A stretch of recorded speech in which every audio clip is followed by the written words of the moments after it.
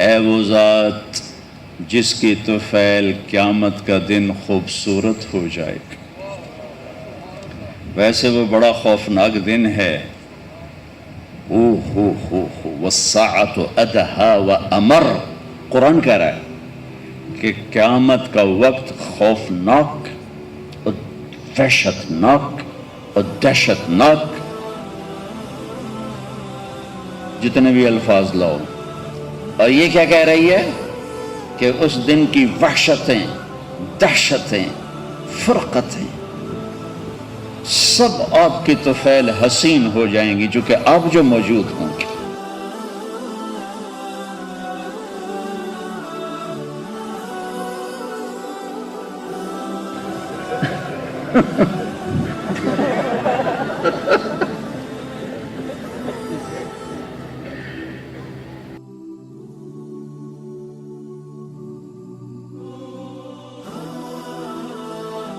تو ایسے مداری میرے نبی کے زمانے سے شروع ہو گئے اور آج تک بھی چلے آئے. ہمارے علاقے میں بھی آخر میں ایک نے نبوت کا دعویٰ کیا قادیان سے.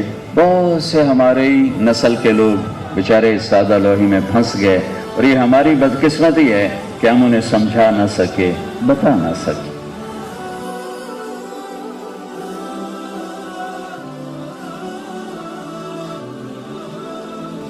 ارے اب ایک گاؤں میں نے 20 لڑکوں سے پوچھا بھائی ساڑھے نبی دا نا کی ہے، کسی ایک نے نہیں بتایا. کہا جی پتہ کوئی نہیں. کہا جی پتہ. ارے میں تمہیں نبی کے اخلاق کیا بتاؤں، نہ تم پڑھتے ہو نہ کوئی پڑھاتا ہے، تمہیں کہاں سے آئیں گے. پہلا کام ماں باپ کا تھا، وہ بھی لگے ہوئے ہیں کتنے اے آئے کتنے بی آئے.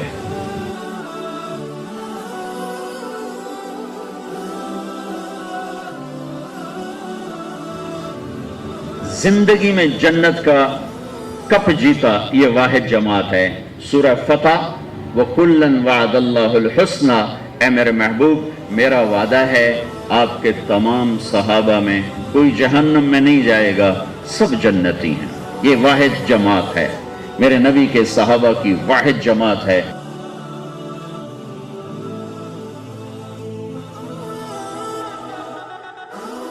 ہمارے ماحول میں تو اس کا تصور ہی نہیں ہے. ساری لڑائیاں ہی اسی پر ہیں کہ میں نے چائے نہیں پوچھ دی، میں نے سلام ہی نہیں کر دی، میرے کپڑے ہی نہیں دھون دی. ایک گھر میں یہاں تک طلاق پہنچ گئی تھی، ہو رہی تھی، اللہ نے مجھے ذریعہ بنا، میں ذریعہ بنا کہ ساس نے یہ آگ لگائی تھی اے پیکے جاندی میرے کو پوچھ کہیں نہیں جاندی، اور بیٹے کو اتنا بھرا کہ وہ طلاق دینے پہ آ گیا.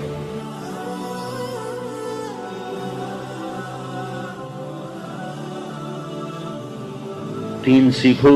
دین سے مراد نماز نہیں کہہ رہا ہوں، وہ دین عبادات کا بہت بڑا حصہ. زندگی، دین کی زندگی سیکھو. دین کس چیز کا نام؟ زندگی ہے، ایک زندگی ہے.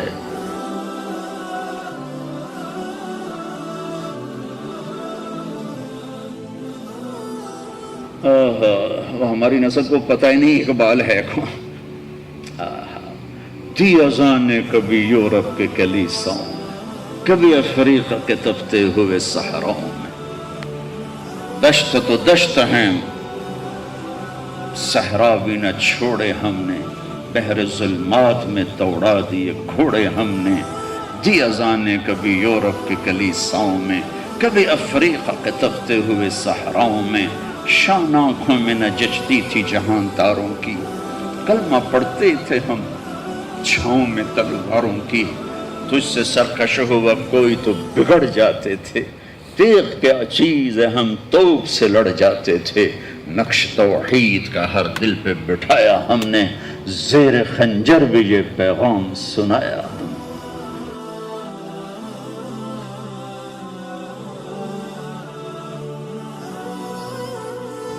92 ہجری سے پہلے ہمارے ملک میں اسلام داخل ہو چکا تھا.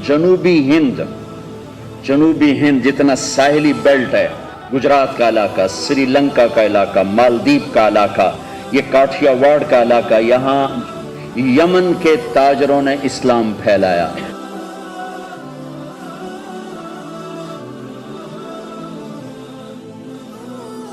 محمود غزنوی رحمت اللہ علیہ انٹر ہوئے اور انہوں نے یہاں فتوحات کی، سلطنت قائم نے کی۔ شہاب الدین غوری رحمت اللہ علیہ نے یہاں سلطنت قائم کی۔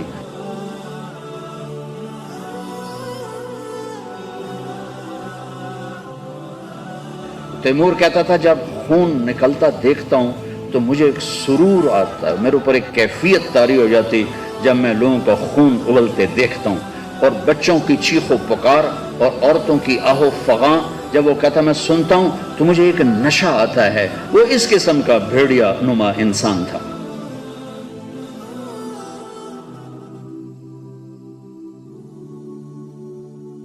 جب اسلامی سلطنت مسلمان سلطنت کے قابل ہی نہ رہے، حکومت چلانے کے قابل ہی نہ رہے، جو آج میرے دیش کا حال ہے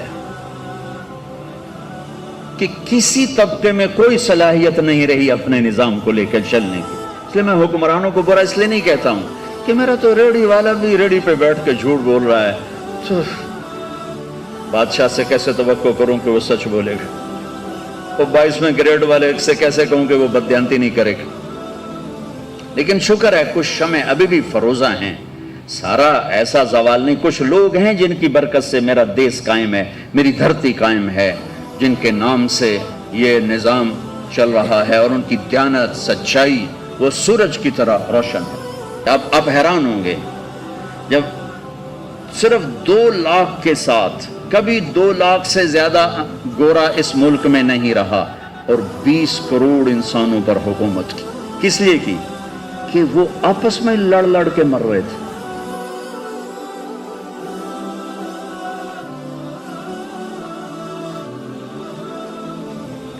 میدان ان کے ہاتھ میں ہوتا ہے جو میدان میں کھڑے ہوتے ہیں۔ راگ و رنگ، ناچ گانا، موسیقی، یہ زوال کی نشانیاں ہیں۔ جو قومیں تباہ ہوتی ہیں وہ سارنگی کی سر پہ تباہ ہوتی ہیں، جو قومیں سر اٹھاتی ہیں وہ تلوار کی جھنکار پہ سر اٹھاتی ہیں۔